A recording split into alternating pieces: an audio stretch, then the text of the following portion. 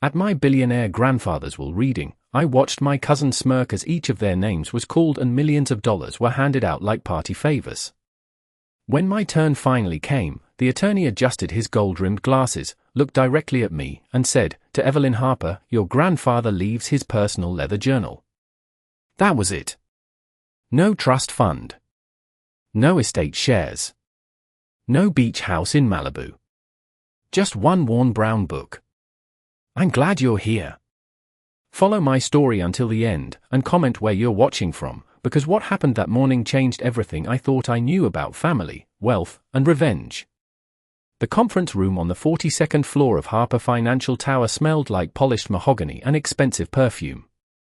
Floor-to-ceiling windows overlooked Manhattan, where the October skyline glittered beneath gray clouds. My grandfather, Charles Harper, had built his billion-dollar empire from a single hardware store in Ohio.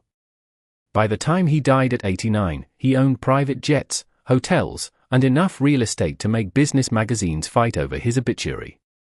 And everyone in that room expected his fortune to change their lives.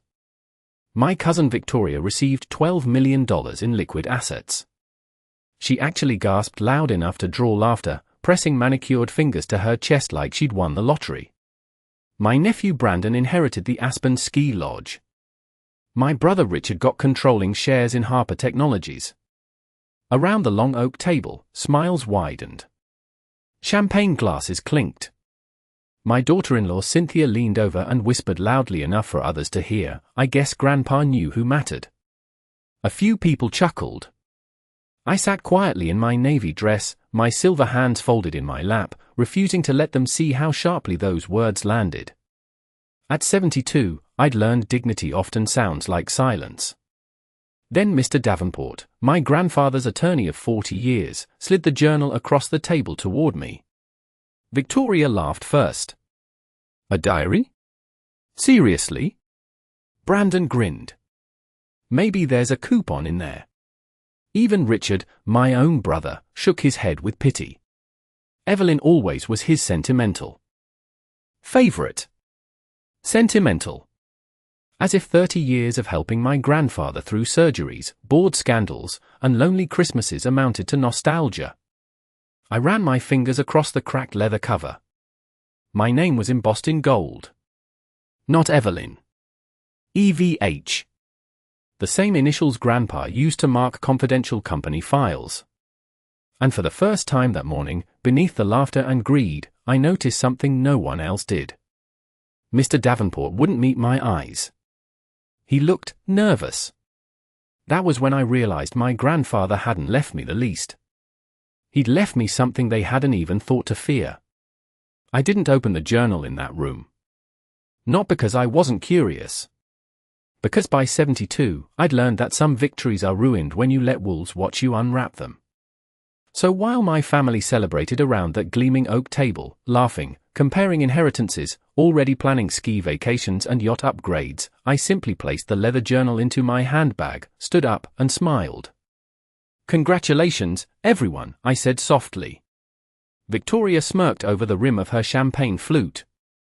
"Oh, Evelyn, don't look so disappointed. I'm sure Grandpa's little diary is priceless." A few more chuckles.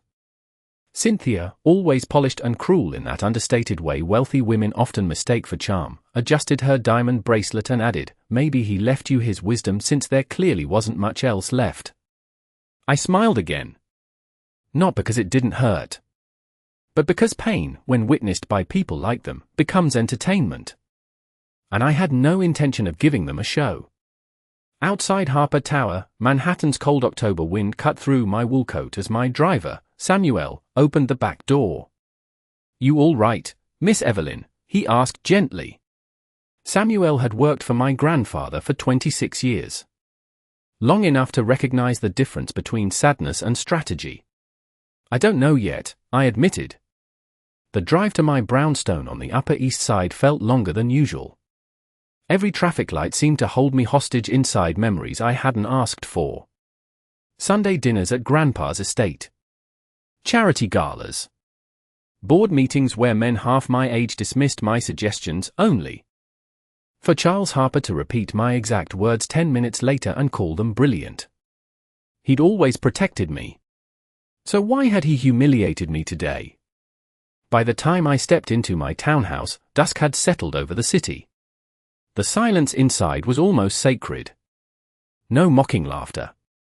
No clinking glasses. Just the familiar scent of lavender polish and old books. I made myself a cup of Earl Grey, just as Grandpa had taught me, never read anything important with a distracted mind. Then I carried the journal into my library and sat beside the fireplace. For a moment, I only stared at it. The leather was aged, yes, but preserved. Intentional. The gold-edged pages were too pristine for an ordinary diary. My fingers brushed the embossed initials again. EVH inside the front cover, in my grandfather's unmistakable handwriting, were just 12 words, for Evelyn, because you were the only one who listened when I was silent. My breath caught. Beneath that message was a small brass key taped carefully to the page. And below it, an address. Not one of our family properties. Not any Harper hotel or corporate office. Just a street name in downtown Manhattan I hadn't seen in over 30 years. My hand began to tremble. Because I knew that address. It was the location of my grandfather's very first store. The one everyone believed had been demolished decades ago. And suddenly, for the first time since that humiliating morning, I understood something chilling.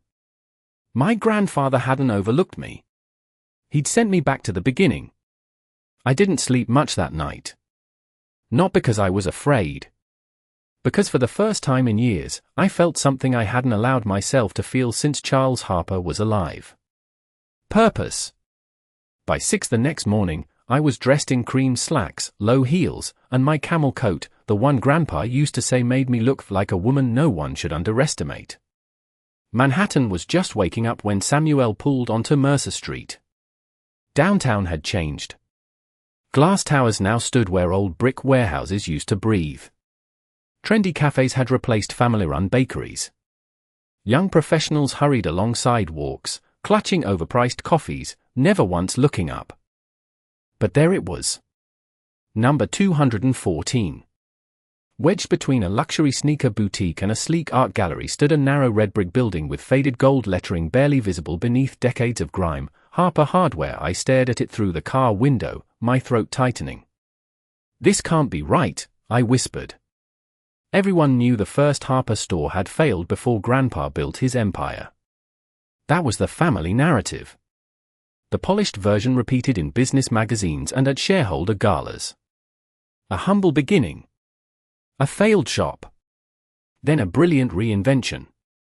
But Charles had once told me something when I was 16, after my father dismissed me from a business dinner because women didn't understand legacy. He'd leaned down and said, "Never trust the version of history that benefits the loudest people in the room." At the time, I thought it was advice about men. Now, standing on Mercer Street with a brass key in my gloved hand, I realized it had been about family. The lock stuck at first. Rust resisted. Then, with one hard turn, it opened. The smell hit me immediately: dust, cedar, machine oil, and age. Not decay. Memory. Sunlight pushed weakly through dirty front windows, revealing shelves, counters, and display hooks frozen in time. It was as if someone had locked the door in 1978 and simply walked away. Nothing had been demolished. Nothing had been abandoned. It had been preserved. My heels clicked softly against original hardwood floors as I moved deeper inside. Old ledgers lined one wall. Vintage tools hung carefully organized. A brass cash register sat untouched near the front. And then I saw it. Behind the counter was a steel door. Modern. Newer than everything else. My pulse quickened. Taped to it was an envelope with my initials. EVH inside was a second handwritten note: "If you are here, then they proved me right." I had to sit down. Not from weakness. From the unbearable weight of realizing my grandfather had planned this long before he died. The note continued, "This family learned to love money before they learned loyalty. So I built something they would never think to look for. Something only you would value enough to find. My hands shook as I reached for the second key taped beneath the note. Because suddenly, that little leather journal no longer felt like an inheritance. It felt like a test. And I was beginning to understand. I may have been the only one who passed. For a long moment, I just stood there staring at that steel door. The old store was silent except for the faint hum of traffic outside and the uneven sound of my own breathing. Dust floated through narrow beams of morning light, turning the air golden. My grandfather had always said real wealth wasn't loud. It was hidden. Protected. Patient. I slipped the second key into the newer lock. This time, it opened smoothly. No rust. No resistance. Whoever maintained this place had done so carefully. The heavy door swung inward, revealing a narrow staircase leading underground. My heart pounded so hard I could feel it in my throat, but I kept moving. One hand on the rail. One step at a time. At the bottom was another room. Not a basement. An archive. Soft overhead lights flickered on automatically as I entered, and I froze. Rows of fireproof filing cabinets lined the walls. Shelves held banker boxes labeled by decade. A polished mahogany desk sat in the center, spotless, as though someone had been there yesterday. This wasn't forgotten. This was curated. On the desk sat a video monitor, a DVD player, and one sealed envelope. For Evelyn. Alone. My fingers trembled as I opened it. Inside was a remote, and one final note: before they became Harpers, they were opportunists. Before you decide what to do next, you deserve the truth. I lowered myself slowly into the leather chair behind the desk and pressed play. The screen flickered. And there he was. Charles Harper. My grandfather looked older than I remembered, his silver hair thinner, his shoulders slightly bent, but his eyes were sharp. Clear. Unmistakably deliberate. "Hello, Evelyn," he said. I covered my mouth. Even knowing he was gone, hearing his voice nearly shattered me. If you're watching this, then I'm gone, and our family behaved exactly as I expected. No bitterness. No sadness. Just certainty. He explained everything. The millions distributed at the will reading? Intentional. Distractions. Every public inheritance had conditions buried beneath layers of tax burdens, legal limitations, and corporate instability. Assets designed to look glamorous, while quietly draining those too greedy to understand them.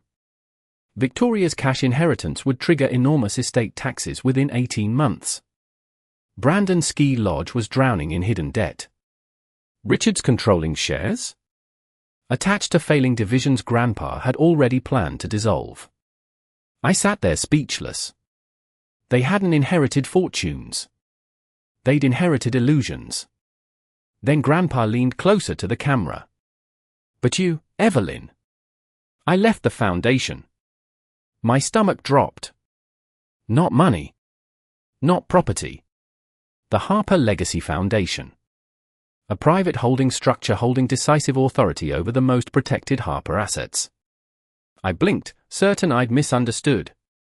But then he said the words that changed my life forever: legally, morally, and strategically, you are now the head of this family. I couldn't breathe. All those years they treated me like the sentimental old woman in navy dresses.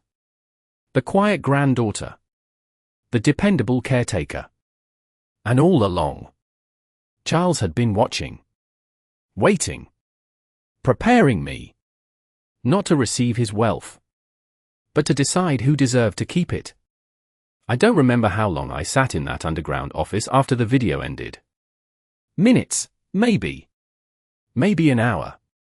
Time has a strange way of disappearing when the entire story of your life suddenly rearranges itself. I stared at the blank screen, my grandfather's final expression still burned into my mind, that calm, knowing look he always wore when he was 3 steps ahead of everyone else. For 72 years, I thought Charles Harper loved me because I stayed close. Because I visited. Because I listened.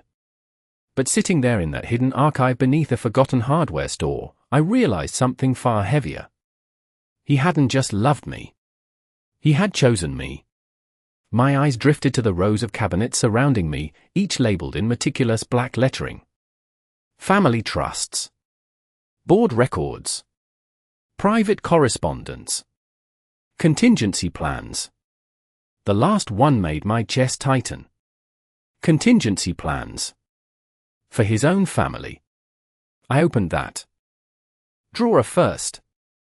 Inside were files. Thick ones. Victoria Harper Collins. Brandon Harper. Richard Harper. Cynthia Harper. Every one of them. Each folder contained financial histories, personal patterns, private warnings, and handwritten observations from Grandpa himself. Not cruel. Not paranoid. Precise. Victoria confuses wealth with status. Will spend for applause. Brandon mistakes ownership for intelligence. Richard seeks power but avoids responsibility. And then Cynthia. I hesitated before opening hers.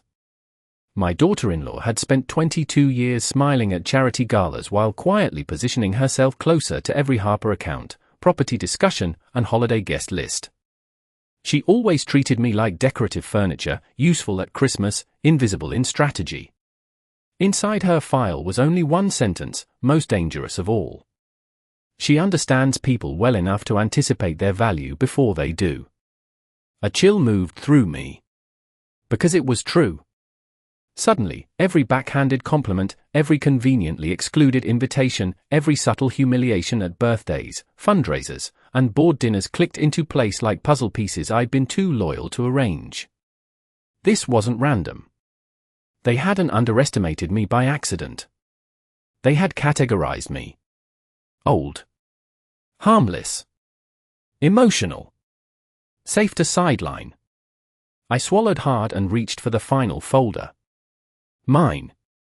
Evelyn V. Harper. It was thinner than the others. Inside was a photograph of me at age 12, sitting beside Grandpa on the floor of that very hardware store, both of us covered in sawdust, smiling over a broken cash register he'd taught me to repair. Beneath it was his handwritten note, Evelyn asks why before she asks how much. That is why she stays. I broke then. Not loudly. Not dramatically. Just one sharp inhale, and tears I hadn't earned the right to shed until that moment. Because for the first time, I understood. Grandpa hadn't left me power because I was the nicest. He left it to me because I was the only one who never treated love like a transaction. At the bottom of my file was one final document. A sealed board authorization packet. Effective immediately. My signature gave me full control of the Harper Legacy Foundation and the legal authority to audit, freeze, or revoke any family distribution connected to misconduct. I read that line 3 times. Then I laughed. Not because it was funny. Because upstairs, somewhere above designer suits and champagne brunches, my family still thought I'd left that while reading with an old diary. They had no idea. I'd walked away with the switch. I left the underground archive just after noon. The city above felt unchanged, taxi horns, rushing pedestrians, sunlight bouncing off glass towers. But I wasn't the same person who had walked into Harper Hardware that morning. Something inside me had shifted. Quietly. Irreversibly. Samuel noticed it immediately when I got into the car. "You look different, Miss Evelyn," he said carefully.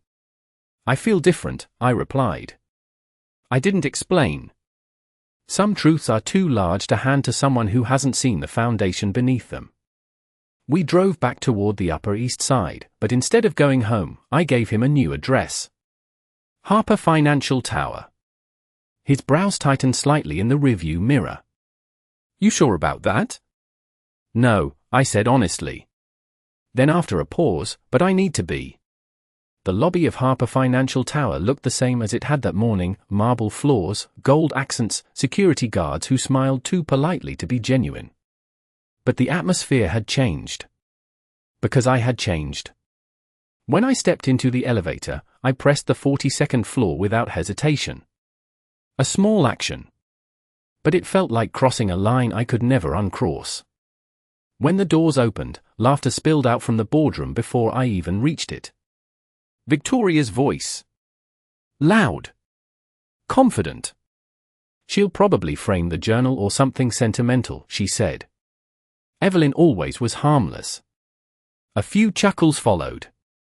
Then Cynthia added, "At least Grandpa left her something she can understand." More laughter. I stopped just outside the glass doors. For a moment, I simply watched them. My family. Relaxed. Unbothered. Celebrating my perceived insignificance. Brandon was pouring himself another drink. Richard was already discussing restructuring assets. Victoria was scrolling through vacation listings like she owned tomorrow. None of them noticed me.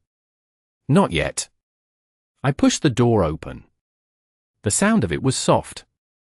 But the room went silent immediately. Every head turned. Victoria smiled first. "Oh, Evelyn. Back already?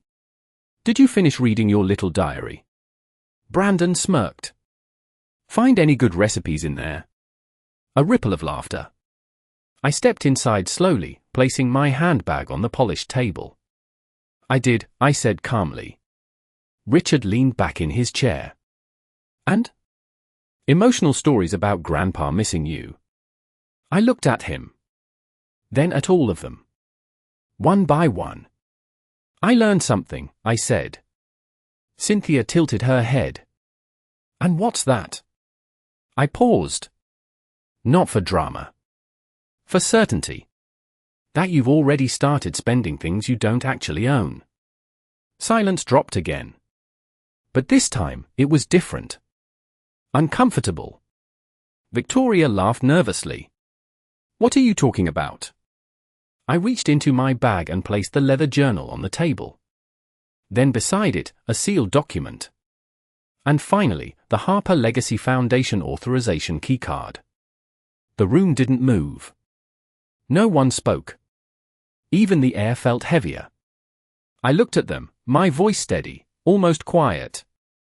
"My grandfather didn't divide his empire today," I said. "He assigned custody of it." I tapped the keycard once against the table. "And I believe," I continued, "you've all misunderstood who he chose." No one laughed this time. Not Victoria. Not Brandon. Not even Cynthia. The kind of silence that filled that boardroom wasn't confusion. It was calculation. I watched it happen in real time, the subtle shift behind their eyes as arrogance began colliding with uncertainty. Richard was the first to recover. He gave that familiar patronizing smile I'd seen him use on waiters, assistants, and women he assumed were less informed than him. "Evelyn," he said, folding his hands on the table, "whatever Grandpa told you in some sentimental side note, I'm sure it meant a great deal personally, but legal ownership was already established this morning." There it was. Condensation. Dismissal wrapped in polished language. For most of my life, that tone might have made me question myself. But Charles Harper had prepared me better than that. I slid the sealed authorization packet across the table toward him. "Then read page 7, I said. He frowned. Not dramatically. Just enough. Richard opened the file, his confidence thinning line by line. Victoria leaned over his shoulder, her expression tightening. Brandon stopped pouring his drink altogether. And Cynthia didn't move. She just watched me. Because unlike the others, she understood danger faster. Richard's face lost color first. "This can't be right." "It is," came another voice from the doorway. "Mr. Davenport." My grandfather's attorney stepped inside carrying 2 additional legal binders and a woman I recognized instantly from annual shareholder reports, Janine Foster, Chief Compliance Officer for Harper Global Holdings. No one had expected her. Which, I was beginning to understand, was exactly the point. Mr. Davenport adjusted his tie.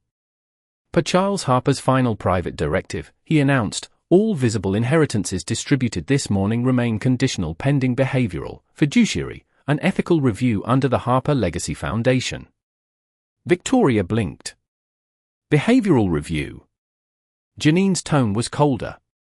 In simpler terms, she said, your access depends on whether you prove yourselves competent enough not to destroy what you were given. Brandon slammed his glass down. You've got to be kidding me. No, Janine replied. What Mr. Harper built required intelligence. Not entitlement. I almost smiled. Almost. Then came the real blow. Richard flipped further through the packet, his hand visibly shaking. What does irrevocable upon misconduct, coercion, reputational harm, or exploitation of designated successor mean?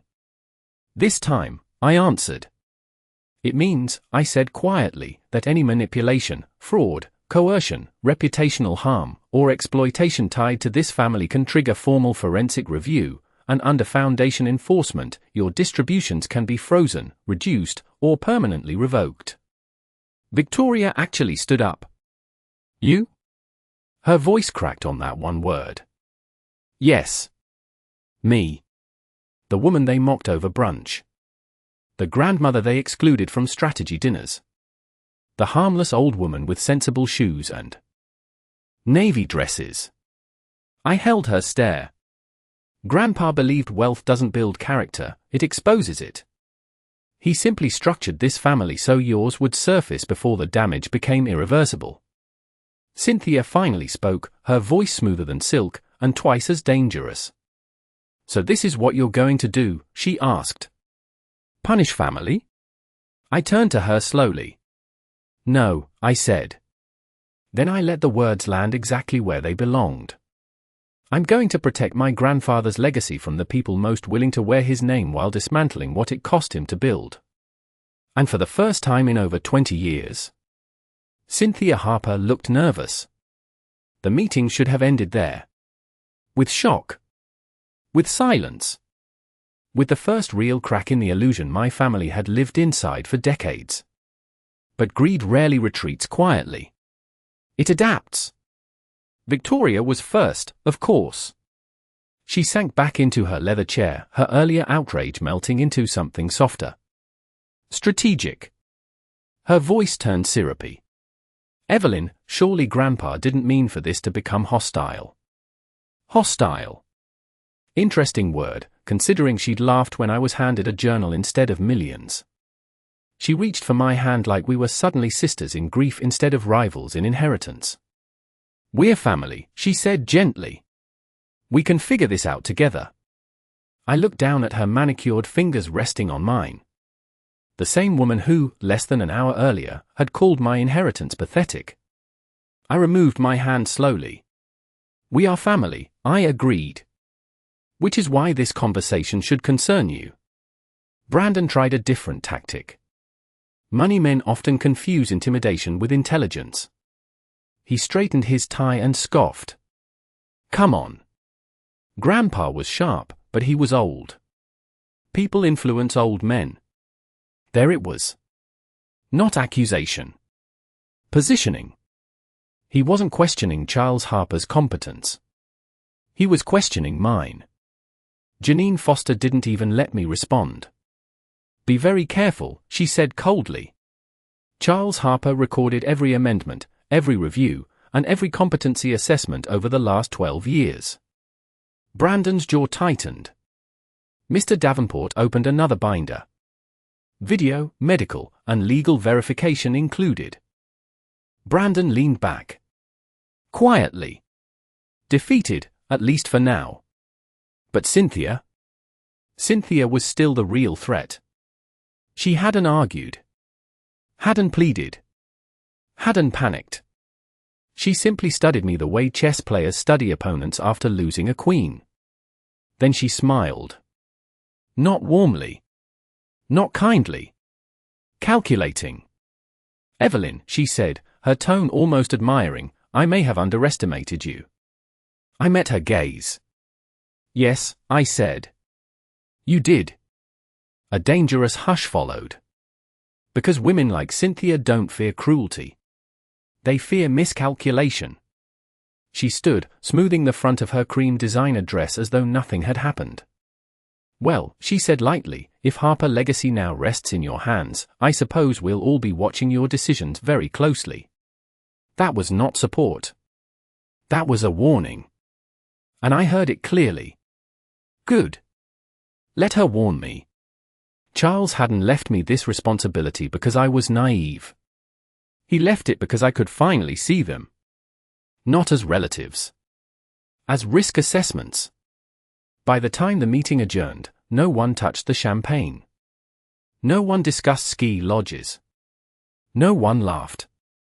They filed out differently than they'd entered, less like heirs, and more like applicants awaiting approval. But as I gathered my papers, Janine quietly handed me one final folder marked urgent. "Your grandfather instructed me to give you this only if Cynthia became cautious instead of reckless." A chill moved through me. Inside was a private investigative report. Detailed. Dates. Transfers. Shell accounts. My daughter-in-law had been quietly repositioning Harper-connected assets for years. Not enough to trigger legal alarms. Enough to prepare for control. I closed the folder carefully. Then exhaled. Because suddenly, this was no longer just about protecting Grandpa's legacy from greed. It was about confronting someone who had been quietly repositioning herself within it, while everyone else was too distracted by status to notice. And for the first time that day, I realized the true battle hadn't started in the boardroom. It had been unfolding inside this family for years. I had finally been handed the authority to confront it. I did not go home after reading Cynthia's file. Some truths make rest feel irresponsible. Instead, I took the private elevator to the executive records floor, 3 levels above the boardroom, accessible only through Harper legacy authorization. For 72 years, I had attended charity luncheons, holiday galas, and shareholder celebrations inside Harper Financial Tower. But I had never been there. Not because I wasn't allowed. Because no one had ever imagined I should be. The keycard granted access instantly. A soft green light. A quiet click. No dramatic alarms. Just a door opening into the part of my grandfather's empire built for people he trusted more than he advertised. The record suite was pristine. Soundproof. Controlled.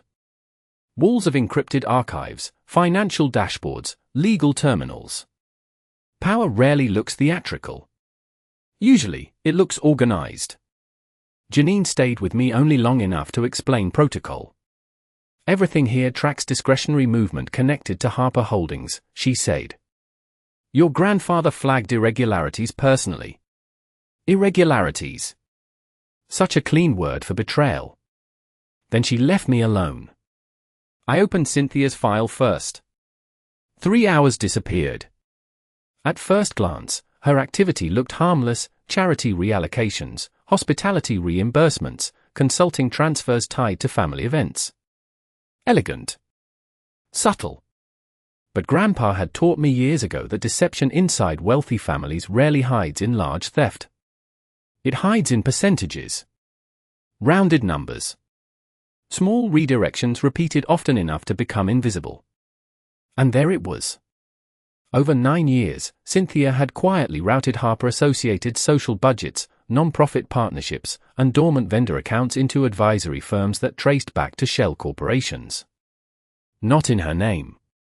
Too smart for that. In layered LLCs connected to distant associates. Enough to avoid scandal. Enough to build private leverage. She hadn't been stealing recklessly. She'd been building independence. An exit strategy or a takeover. I leaned back slowly, staring at the screen. Every gala she hosted. Every fundraiser where she publicly praised family values. Every moment she made me feel outdated. All while quietly repositioning influence. Not just money. Influence. That was when I understood something chilling. Cynthia never wanted to marry into the Harper legacy. She wanted to outlast it. I printed 6 reports. Not all of them. Just enough. Grandpa's notes had been clear: never reveal the full hand unless destruction becomes necessary. So I chose precision over panic. By early evening, I requested a private dinner at the Harper estate. Family only. No attorneys. No executives. Just us. The same dining room where birthdays had been softened into subtle humiliations, where Cynthia often seated me at the far end for comfort. By 7 o'clock, they were all there. Richard arrived suspicious. Victoria arrived curious. Brandon arrived irritated. And Cynthia arrived composed. She wore ivory silk and a smile sharp enough to cut paper. Another family meeting, she asked lightly as she took her seat. Should we be worried? I smiled as the staff served dinner. No, I said calmly. Not everyone. Silverware clinked. Wine poured. No one yet understood the difference between being invited and being evaluated. Halfway through the main course, I placed 6 sealed envelopes in the center of the table. One before each of them. Cynthia's I placed by hand. Her eyes flickered. Just once. Open them, I said. The room shifted. Paper unfolded. Expressions changed. Victoria looked confused. Richard went pale. Brandon cursed under his breath. And Cynthia, for the first time since I'd known her, stopped smiling. Because inside her envelope was not an accusation. Not yet. Just one transaction. One shell company. One signature trail. And one handwritten note: I know what you've been doing. Then I lifted my wineglass, steady as stone, and said the words my grandfather would have admired most: tonight, we begin telling the truth. No one reached for dessert. The table that had once hosted holiday toasts, engagement announcements, and carefully staged family portraits now felt like a courtroom without a judge. Only this time, they finally understood who held the evidence. Richard was the first to speak, though his voice lacked its usual authority. Evelyn, he said carefully, unfolding the transaction sheet again as if the numbers might somehow rearrange themselves. This could mean anything. Administrative overlap. Accounting complexity. Accounting complexity. I almost admired the desperation. For decades, wealthy people have relied on sophisticated language to make dishonesty sound accidental. Cynthia did not interrupt him. She was too intelligent for that. Instead, she kept reading. Her posture remained elegant, but I noticed the smallest shift: her thumb stopped moving against the edge of her wineglass. A detail most people would miss. Fear, in polished people, rarely looks messy. It looks still. I set down my fork. You're right, Richard, I said. One transaction alone can mean many things. A visible breath of relief passed through Victoria. Then I slid a second envelope across the table. Then a third. Then a fourth. Not dramatic. Methodical. Inside them were dates. Offshore consulting invoices. Vendor restructures. Silent ownership percentages. Charity reallocations. 9 years. Patterns don't lie nearly as well as people do. Brandon swore again, louder this time. What the hell is this? This, I said calmly, is what happens when someone mistakes family access for financial invisibility. Victoria's face had gone completely pale. Cynthia, she whispered. Ah. There it was. The moment greed turns on itself. Not because morality suddenly appears. Because self-preservation does. Cynthia finally placed her papers down with extraordinary care. Then she looked directly at me. And smiled. I'll give her this, she was remarkable under pressure. So, she said softly, what exactly do you want, Evelyn? Not denial. Not apology. Negotiation.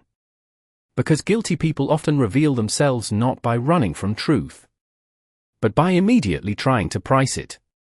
I folded my hands in my lap the way my grandfather used to before dismantling hostile acquisitions. I want to understand, I said. Her expression barely shifted. Understand what?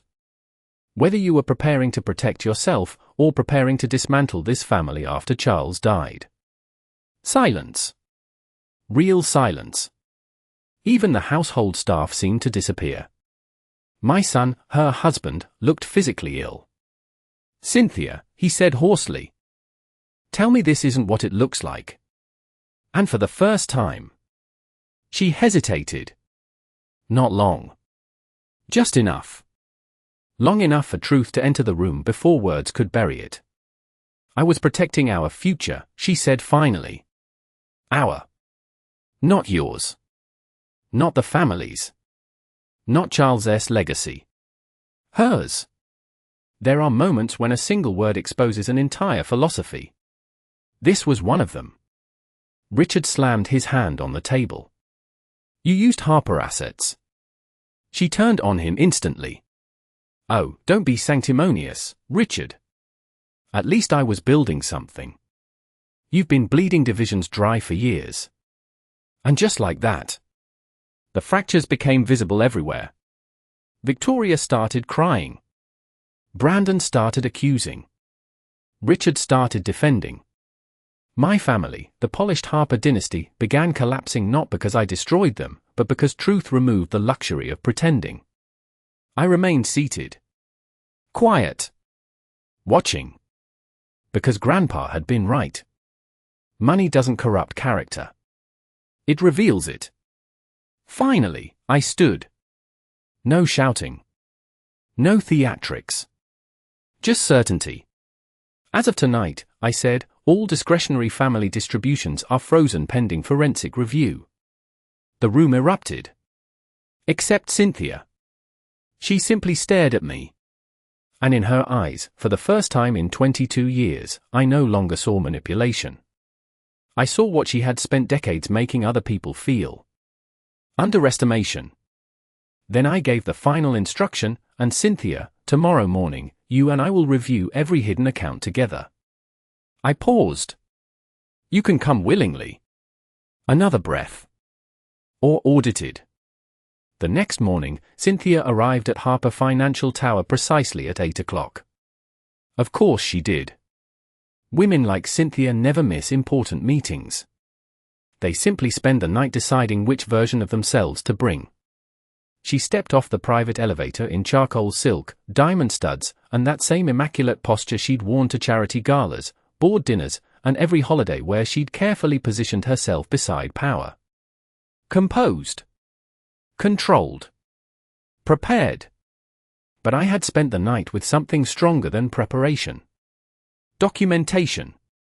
Janine had converted Grandpa's archived suspicions into a full forensic timeline by dawn. Layer by layer, account by account, shell by shell. By the time Cynthia entered the executive conference suite, I wasn't waiting for explanations. I was waiting for honesty. She closed the door behind her and offered a measured smile. I assume this isn't social. No, I said. It's historical. For the first time, her smile faltered. On the table before her sat 3 stacks. Personal transfers.